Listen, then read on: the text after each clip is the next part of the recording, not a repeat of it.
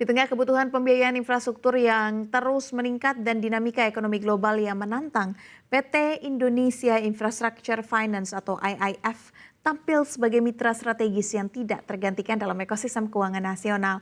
Dan untuk membahas lebih jauh kiprah IIF dalam mendukung pembangunan strategis nasional serta terobosannya dalam pembiayaan berstandar ESG, telah hadir di studio kami Chief Investment Officer IIF, M. Ramadan Harahap. Halo Bapak, terima kasih atas waktunya untuk CNBC Indonesia Pak Idan. Ya, selamat sore. Selamat sore juga Pak Idan. Langsung saja kita mulai diskusi kita Pak. Kita tahu kinerja keuangan IIF pada semester 1 2025 luar biasa. Dan dengan laba bersih yang tercatat bahkan naik 27%.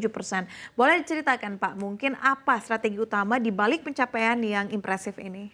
Terima kasih atas pertanyaannya. Jadi memang kinerja IIF pada bulan Juni 2025 ini mencatatkan tren yang positif ditopang dengan pertumbuhan tingkat probabilitas yang sehat dan juga pengendalian biaya yang efektif.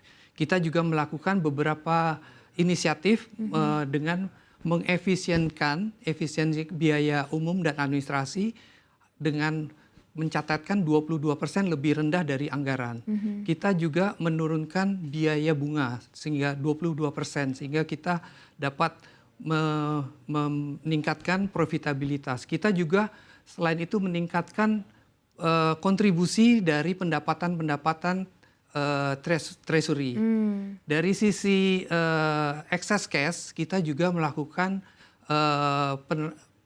penempatan dalam produk-produk pasar uang dan juga efek-efek dalam jangka pendek. Terakhir, kita di dalam penentuan investment yield, kita juga secara prudent dan secara selektif sehingga proyek-proyek yang kita biayai ini memiliki investment yield yang tinggi dan sesuai dengan risk appetite dari company. Dari company. Ya.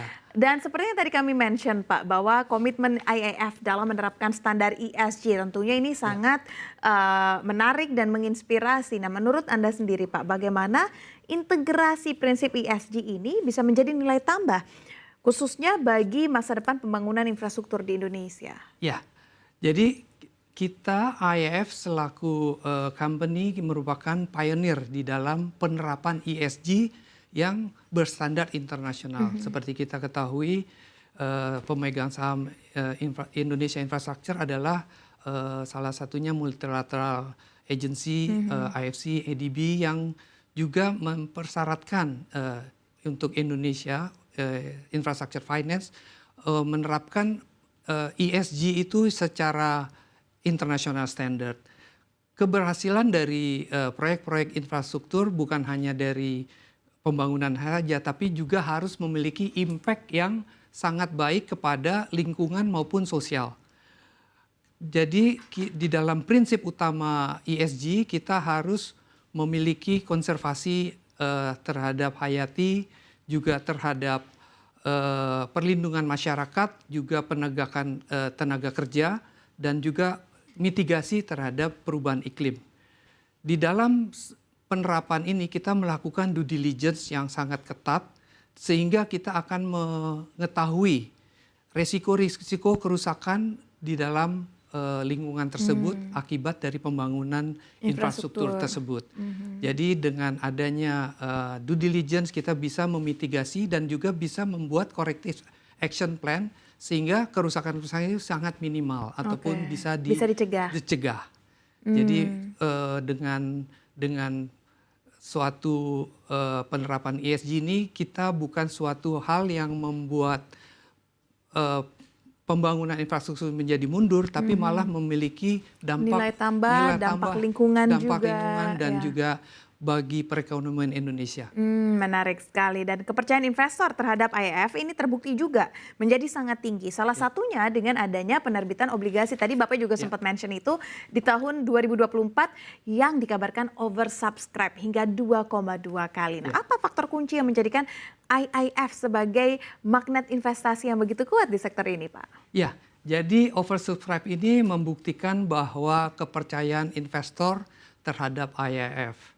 Ya, jadi kita sudah terbukti bahwa dengan track record dan juga tata kelola dalam setiap pembiayaan yang memenuhi kaidah-kaidah ESG internasional ini yang sudah memiliki daya tarik ataupun magnet bagi investor, tidak hanya mencari yield, tapi juga menciptakan dampak lingkungan terhadap pembangunan atas investasi di Indonesia.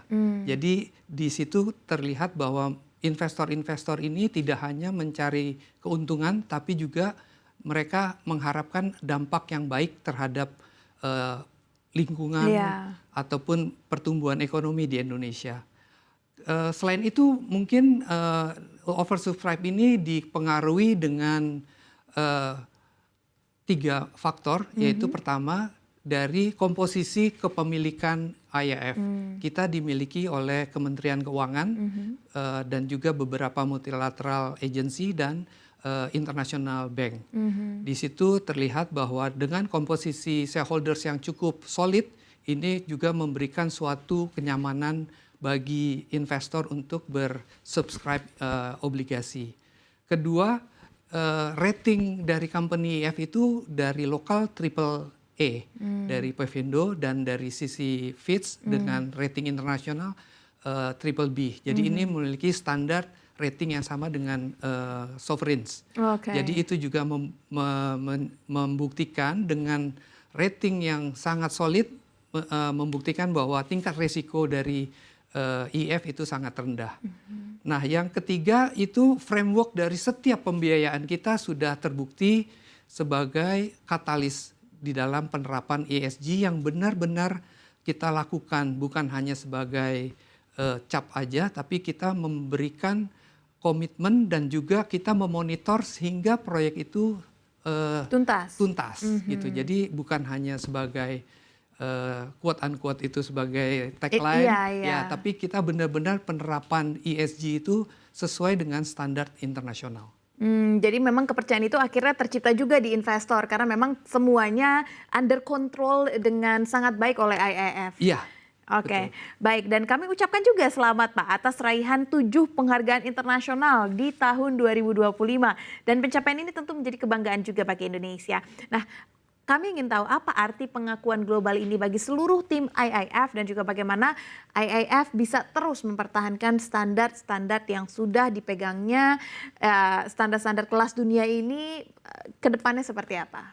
Ya, jadi raihan penghargaan 7 penghargaan internasional ini merupakan bukti ya bahwa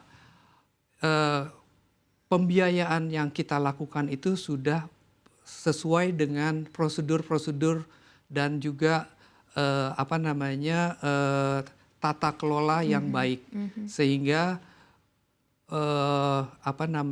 pihak dari internasional sudah memberikan suatu award ataupun penghargaan, baik itu dalam pembiayaan proyek-proyek yaitu Project Finance of the Years, dan juga ada beberapa proyek kita di air, Best Water of the Year, itu membuktikan bahwa pihak internasional merecognize apa yang telah dilakukan IIF selama ini sesuai dengan tata kelola yang baik, juga memiliki impact terhadap semua pembiayaan yang ada di Indonesia ini sesuai dengan kaidah-kaidah maupun standar internasional yang sudah kita terapkan dalam semua pembiayaan proyek-proyek di IIF. Bagaimana Pak bisa mempertahankan standar ini nantinya ke depannya? Kita juga memiliki pengawasan baik itu dari internal maupun eksternal, sehingga kita juga harus mempertahankan. Award ini kita sudah terima sekitar 4 tahun berturut-turut, jadi kita mempertahankan memang lebih sulit, tapi kita sebisa mungkin kita tetap dengan standar, dengan tata kelola, dengan cara kerja yang sesuai dengan apa yang sudah kita lakukan dalam policy kita. Mudah-mudahan tahun depan kita juga bisa menerima award internasional. Iya, kita harapkan bersama dan visi IIF ini untuk hadir sebagai mitra yang melengkapi ekosistem keuangan, bukan juga sebagai pesaing perbankan. Nah, ini artinya sangat strategis posisi IIF di sini. Bagaimana IIF secara konkret untuk bisa menjalankan peran kolaboratif ini agar bisa mempercepat realisasi proyek-proyek infrastruktur di tanah air? Ya, jadi kita memang sebagai katalis untuk proyek-proyek finance, baik itu dalam greenfield maupun brownfield. Seperti kita ketahui, commercial bank itu melihat bahwa project finance itu memiliki tingkat risiko yang paling tinggi. Makanya pemerintah dengan bersama-sama multilateral agency itu melihat bahwa ada celah yang mana bank-bank itu tidak bisa membiayai project-project finance mengingat risiko dari proyek tersebut sangat tinggi. Sangat besar, berarti mengisi gap yang tidak bisa dilakukan oleh betul. bank. Jadi dengan adanya kehadiran IIF ini, jadi kita memiliki appetite khususnya untuk proyek-proyek finance yang bersustainable. Jadi di sini kata kuncinya sustainable, yang juga memiliki impact yang baik terhadap lingkungan, masyarakat, ataupun juga perekonomian Indonesia. Jadi dengan masuknya IIF ini kita bisa berkolaborasi dengan bank komersial ataupun multilateral lainnya, yaitu dengan kerjasama kita memiliki appetite untuk seperti ketahui bahwa infrastruktur itu memiliki tenor yang cukup lama. Sementara strukturnya juga kita di dalam repayment itu sesuai dengan karakteristik dari tiap-tiap proyek.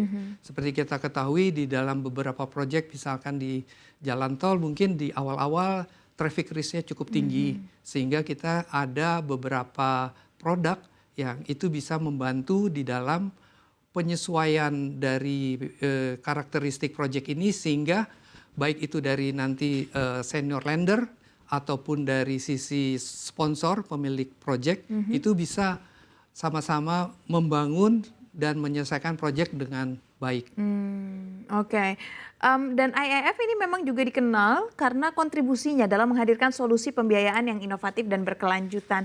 Nah, boleh Bapak elaborasi lebih lanjut salah satu contoh proyek di mana pendekatan inovatif IIF ini berhasil menjadi pemecah masalah dan juga kunci keberhasilan proyek tersebut? Ya, tadi seperti yang saya bilang, contohkan di dalam pembiayaan jalan tol, kita ketahui bahwa jalan tol itu memiliki tenor yang cukup lama, lebih dari 10 tahun. Di dalam pembangunannya juga memiliki traffic risk. Awal-awal pembangunan jalan tol ataupun masa beroperasi, kita melihat bahwa kendaraan yang melewati jalan tol itu masih cukup sedikit. Nah, apabila nanti jalan tol sini sudah terhubung terconnected dengan beberapa jalan tol, akan meningkatkan traffic risk. Jadi kita memiliki produk cash deficiency support yang mana di dalam awal-awal masa ramp up period, di mana itu traffic risk-nya masih rendah, kemudian juga masih banyak pengeluaran-pengeluaran yang harus dibutuhkan untuk pembangunan ataupun maintenance.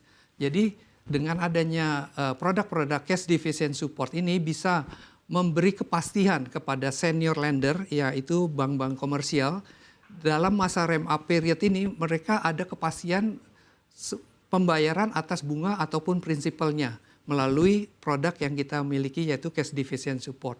Di satu sisi hal lainnya dari sisi investornya, dengan adanya ramp up period tersebut mereka tidak perlu mengeluarkan equity lagi karena equity-nya itu sudah dibantu oleh IIF. Jadi ini adalah contoh nyata bahwa kehadiran IIF ini bisa membuat proyek ini berjalan dengan baik, juga membantu senior lender atau commercial bank maupun dari sisi investornya. Oke, dan dengan fokus pembiayaan yang sangat luas, yang tadi Bapak juga sudah mention sebelumnya, mulai dari energi hingga pariwisata, bagaimana IIF bisa menyeimbangkan portfolionya untuk memastikan bahwa setiap proyek ini tidak hanya memberikan dampak ekonomi saja, tetapi juga mendukung keberlanjutan lingkungan dan juga sosial. Terlepas dari keberlanjutan lingkungan yang tadi Bapak sudah sampaikan. Ya, Kami memiliki internal policy di dalam risk management. Kita juga memiliki internal limit untuk masing-masing subsektor infrastruktur. Jadi kita sudah membatasi diri kita dalam hal tidak put our egg in one basket, itu istilahnya ya. Jadi kita juga memiliki policy resiko management yang sudah kita lakukan selama ini. Jadi kita memastikan bahwa kita memiliki resiko beragam. Jadi kita sudah memiliki kepastian dan juga keamanan apabila mana suatu subsektor itu tidak dalam kondisi yang baik-baik saja. Jadi kita memitigasi semuanya.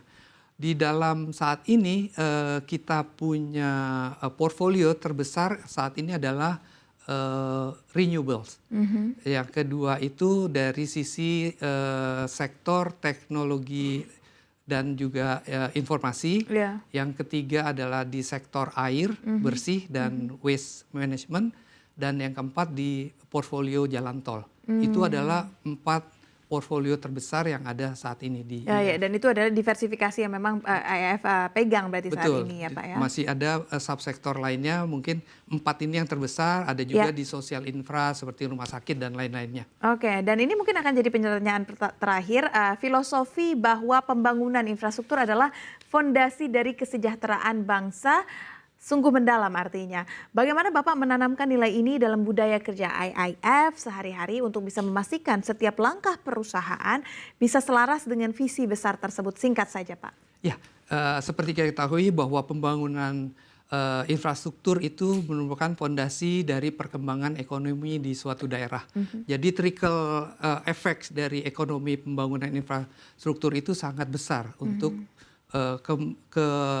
kemampuan ataupun trickle down dari ekonomi, pertumbuhan ekonomi dengan adanya pembangunan infrastruktur. Itu yang kita yakini bahwa pembangunan infrastruktur masih dibutuhkan.